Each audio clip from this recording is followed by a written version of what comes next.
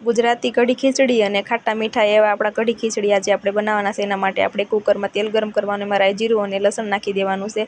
અને હવે આપણે આમાં ડુંગળી અને ટમેટું નાખવાનું છે અને એક મરચી નાખી દેવાની છે અને હળદર, જીરું અને સ્વાદ પ્રમાણે મીઠું નાખીને આ રીતના દાળને ભાત ધોઈ અને નાખી દેવાના છે। અને હવે આપણે 2 થી 3 સીટી પાડી અને આપણી ખીચડી તૈયાર થઈ જશે। હવે એક વાસણમાં આપણે ખાટી છાશ લેવાની છે અને 1 ચમચી ચણાનો લોટ લેવાનો છે। એમાં લીલી ડુંગળી અને સૂકલ ડુંગળી નાખવાની છે, એક સ્વાદ પ્રમાણે મીઠું, હળદર, જીરું અને આદુ, લસણ અને મરચીની પેસ્ટ 1 ચમચી ભરીને નાખવાની છે અને 1 ચમચી ખાંડ નાખવાની છે અને બધું મિક્સ કરી દેવાનું છે। જોઈ શકો છો ખીચડી આપણી સરસ તૈયાર થઈ ગઈ છે। હવે કઢીના વઘાર માટે આપણે રાઈ, જીરું, મીઠા લીમડાના પાન અને સૂકલ મેથીના દાણા અને સૂકલ મરચી 2 નાખવાની છે અને પછી આપણે કઢી નાખીને આ રીતના વઘાર કરી દેવાનું છે અને પછી વઘાર થઈ જાય પછી આપણે એને થોડીક વાર ઢાંકવાનું, પછી આ રીતના ઉફાણ આવે ને ત્યાં સુધી એને ચડવા દેવાની।